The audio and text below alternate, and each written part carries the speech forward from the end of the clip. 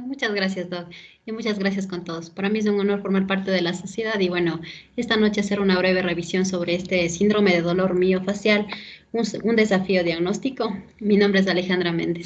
Empezamos. Conocido también como miofascitis, fibrositis miofacial, miositis, distensión muscular o síndrome miofacial, entre otros, conocido ya desde hace varios años y sobre todo nos quedamos con esta definición de la enfermedad dada por Simmons como un complejo de funciones sensoriales, motrices y síntomas autonómicos causados por puntos gatillo miofaciales, todos ellos ya abordando lo que comprendería la enfermedad como tal y los signos y síntomas que formarían parte para llegar a su diagnóstico. Y en realidad nos encontramos ante esa pregunta que formulaba de que si realmente es un desafío diagnóstico y por qué lo sería. Y vamos desde el hecho de que la presentación clínica de esta enfermedad puede superponerse con varias otras condiciones de dolor crónico. A menudo no se identifica, por lo tanto, se diagnostica erróneamente y los pacientes no son tratados adecuadamente. Además de ello, no existe un criterio de diagnóstico claramente definido, lo cual va a generar mayor confusión para llegar al diagnóstico de este tipo de enfermedad. Entonces, es nuestro deber entender o aumentar nuestros conocimientos de esta enfermedad para beneficio de los pacientes y la terapéutica que podamos asociar a esto. Y en realidad, si bien es cierto, no tenemos estadísticas nacionales, pero a nivel mundial los datos que revelan son bastante alarmantes. Se hablan de una prevalencia del 30 al 93% de los pacientes que sufren dolor musculoesquelético es precisamente debido a este síndrome. Generalmente se menciona que en los pacientes que ya presentan un dolor crónico y que acuden a estas clínicas de dolor como tal, probablemente el 85% de ellos sean por esta causa. Se mencionan sitios de predilección como cuellos, hombro o espalda, pero recordando que puede manifestarse en diferentes partes del cuerpo. Generalmente se destaca sobre todo en un grupo de edad de 27 y 50 años, sin embargo, pueden presentarse en mayores o menores edades de estas. Lo más llamativo de aquí es la prevalencia, como les decía, que es alta y sobre todo que generalmente el dolor musculoesquelético se asocia a eso. Muchas veces entendemos que el paciente con dolor musculoesquelético, paciente con fibromialgia, piomicitis, otras enfermedades, y no la consideramos como tal. ¿Cuáles serían las causas para generar este síndrome? Dentro de estos vamos a mencionar factores predisponentes y factores de riesgo. Dentro de los factores predisponentes, una lesión muscular aguda, pacientes con fatiga excesiva, estrés mental, el hecho de tener sueño insuficiente, pueden considerarse como predisponentes. Y dentro de los factores de riesgo, ya pacientes con cambios hormonales o metabólicos, pacientes con déficit de vitamina B, D, déficit de hierro, infecciones crónicas, pacientes con enfermedades inmunitarias, podría asociárseles a que desarrollen este tipo de enfermedad. Hablar de fisiopatología en síndrome de dolor miofacial es decir que no está totalmente dilucidado cuál es el mecanismo de producción de esta enfermedad. Existen varias hipótesis y bueno, en realidad a honor al tiempo, nos quedaríamos con esta gráfica que básicamente menciona que inicialmente existe una lesión muscular que va a desencadenar respuestas inflamatorias y ante estas respuestas inflamatorias van a generarse no solamente células inflamatorias como tal, sino también sustancias vasoactivas. ¿Qué pasa con las células inflamatorias? Estas a lo largo y en secuenciación van a determinar un estado de isquemia y precisamente de esta isquemia y a raíz de ello en las hipótesis mencionan que serían las desencadenantes como tal de estos puntos de gatillo y en la cronicidad de estos puntos de gatillo van a llevar en el tiempo a una sensibilización central. Respecto a las sustancias vasoactivas, estarían relacionadas con una sensibilización periférica de los nociceptores y también a la afectación de los nociceptores vecinos. Todo esto, tanto la sensibilización central como la sensibilización de los nociceptores, van a desencadenar también este estado de espasmo muscular que se va a presentar como síntomas de la enfermedad como tal. Se han hecho algunos estudios y entre ellos de la Revista Europea de Dolor, en la cual mencionan que en estudios realizados de pacientes con este síndrome de dolor miofascial versus aquellos que no la poseen, precisamente en este primer grupo han encontrado un estado de atrofia cerebral. No, no solamente, como les decía, en pequeños lugares, sino a nivel frontal, a nivel temporal, a nivel del hipocampo, en la región insular. ¿Y qué pasa con esta atrofia cerebral de los pacientes? Precisamente se han asociado también a que existe esta asociación entre la atrofia cerebral en ellos con una disminución en el umbral del dolor. Y precisamente estos los cambios a nivel biomolecular, digamos, que están hallando. Existen obviamente más asociaciones, a veces que hay con cambios hormonales, etcétera, pero en realidad este tipo de estudios nos hacen pensar que en el tiempo van a haber mayor profundización del mecanismo, cuál mismo es la fisiopatología de la enfermedad y que obviamente pueden contribuir a las dianas terapéuticas que se puede establecer. Síntomas de la enfermedad se mencionan varias, desde un dolor que inicialmente es regional, es local y obviamente con otra de las características que puede referirse. Muchos pacientes mencionan que es un dolor tipo quemante, lancinante, molestoso, persistente en el tiempo o muchas veces intermitente.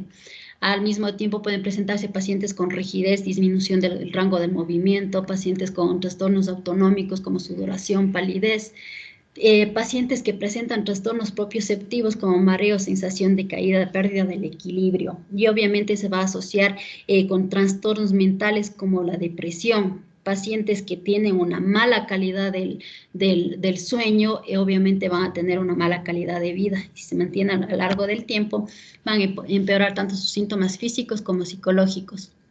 Respecto a los signos, se mencionan movimientos restringidos, importantísimo los puntos gatillo, las bandas tensas, los nódulos o cuerdas tendinosas. Es importante entender que esa banda muscular tensa no es todo el músculo, sino solamente son secciones, son porciones del músculo como tal que se van a generar como esas contracciones localizadas. Dentro de estos vamos a encontrar los nódulos. Y generalmente estos pacientes tienen un estado de hipersensibilidad ante la estimulación de los puntos gatillo. En muchos de ellos puede generarse una respuesta de contracción local.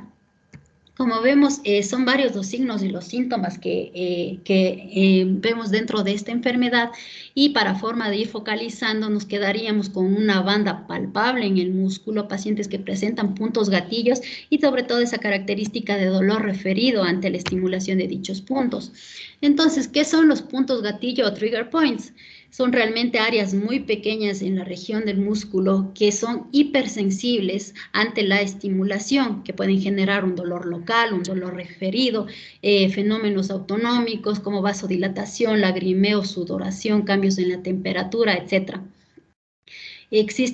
Pueden estar activos o pueden estar latentes, puede ser que no conozcamos la causa como tal o pueden ser secundarios, un atrapamiento nervioso, radiculopatías, y cuando a lo largo del tiempo no han sido tratados pueden afectar ya también estructuras adyacentes conocidos como los trigger point satélites. Respecto al diagnóstico, hasta el momento no existe un patrón o estándar de oro o unos criterios claramente definidos, más allá que los realizados por grupos, por consensos de expertos, en las cuales van a considerar desde el tipo de dolor, la afección de las bandas musculares, los puntos gatillo, la forma como se va a reproducir el dolor o la contracción. Pero en definitiva, como les decía, no existe todavía ese patrón de oro como tal para el diagnóstico. Entonces llega la duda de todo esto, ¿cuáles realmente son las características clínicamente más relevantes para el diagnóstico? Y dentro de estas se consideraría sobre todo la presencia de los puntos sensibles en el músculo y la capacidad de recrear los síntomas a través de la palpación. Obviamente, y desde el principio que habíamos hablado de la prevalencia de esta enfermedad y sobre todo que puede darse a confusión con muchas otras enfermedades, son entre ellas y sobre todo la fibromialgia, polimialgia reumática, síndrome de fatiga crónica, polimiositis. Entender esta enfermedad es importante para, obviamente, diferenciar de cada una de ellas, sobre todo de la fibromialgia. Si yo sé las características de cada una de esas, pues obviamente nos vamos a inclinar más por un diagnóstico y eso va a repercutir en el tratamiento. Opciones terapéuticas, como las vemos aquí, son varias, desde las no invasivas hasta las invasivas. ¿Cuál voy a emplear en qué tipo de pacientes? ¿Y de qué forma? Realmente deberíamos partir sobre unos objetivos claramente establecidos, desde identificar la causa que me va a generar esos puntos de gatillo y para en base a eso, pues obviamente ver si es que está comprometido algún sistema, tratar de corregir si existe un desbalance muscular, la postura, si es que existen otras alteraciones de los factores tanto predisponentes o factores de riesgo que yo pueda controlar. Recordar que el tratamiento es individualizado y es multidisciplinario. Importantísimo la comunicación con el paciente y la educación al mismo. También establecer metas tanto a corto como a largo plazo, desde restaurar la elongación normal de los músculos, el alivio del dolor, controlar la postura, mejorar el rango de movimiento, sobre todo hasta largo plazo, en el que entendamos que al disminuir nosotros los síntomas y los efectos negativos generados a raíz de esta enfermedad, la paciente o el paciente pueda retornar a su actividad normal y obviamente mejorar de esta forma la calidad de vida. Como recomendación, este tipo de terapéutica debería de instaurarse de forma progresiva desde los tratamientos más inocuos, menos invasivos, hasta obviamente ya en los casos que lo requieran, pues pasar a los invasivos. Respecto al tratamiento, vamos desde el no farmacológico, como la terapia física manual, la terapia TENS, el láser de baja intensidad, el ultrasonido terapéutico, hasta el tratamiento farmacológico, en el cual se describe, por ejemplo, la utilización de AINES, entre ellos el ibuprofeno, que sí han demostrado la disminución del nivel del dolor en este tipo de pacientes. Obviamente es importante considerar los efectos secundarios y sobre todo a largo plazo que pueda conllevar este tipo de medicación. Parches tanto de lidocaína y de diclofenaco, sí, estudios han demostrado que estos han disminuido la escala del dolor de los pacientes, han mejorado la calidad de vida. De hecho, tanto en reposo como en actividad que se han encontrado los pacientes han demostrado la utilidad y obviamente el nivel de satisfacción de los pacientes versus a no usarlas o usarles con el placebo. Y respecto al clonazepam, pues ya conocido por los efectos anticonvulsivante, efecto relajante, ansiolítico, y que en estudios han demostrado que el hecho de utilizar en los pacientes con síndrome de dolor miofacial, sí efectivamente ha demostrado una mejoría en este tipo de pacientes en alivio del dolor y la calidad de vida. Ya métodos más invasivos como las técnicas basadas con aguja, ya sea con infiltración de lidocaína o toxina botulínica tipo A, sí han demostrado una mejoría en la calidad de vida de los pacientes al utilizar este tipo de técnicas. Y definitivamente, si consideramos la relación costo-beneficio, la infiltración de lidocaína es una excelente opción. Queda la duda, ¿qué es mejor, las técnicas invasivas o no invasivas?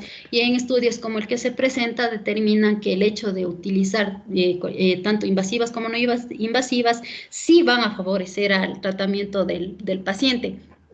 Obviamente hasta ahora no he encontrado uno que diga, no, este es el gold estándar, este es el tratamiento y eso.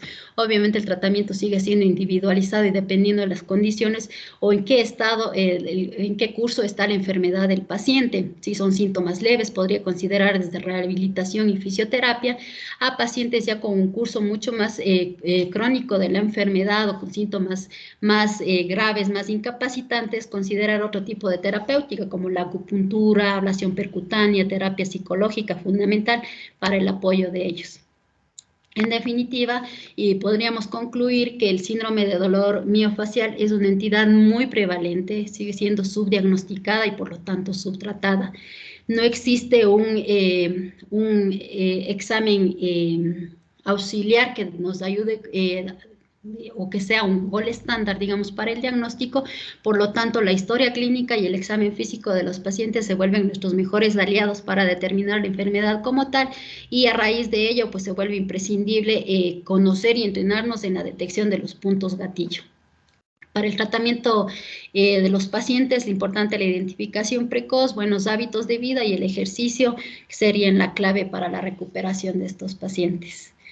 Bueno, ese ha sido este tema. En realidad, he decidido dar este tema porque siento que muchas personas no lo conocíamos, bueno, lo personal no lo conocía y justo para abordar, conversaba con algunos colegas y me decían que se les hace una enfermedad bastante nueva en el sentido de que se nos hace mucho más, se nos ha hecho mucho más frecuente hablar de fibromialgia, de otras enfermedades más que de esta. Eso, muchas gracias por su atención.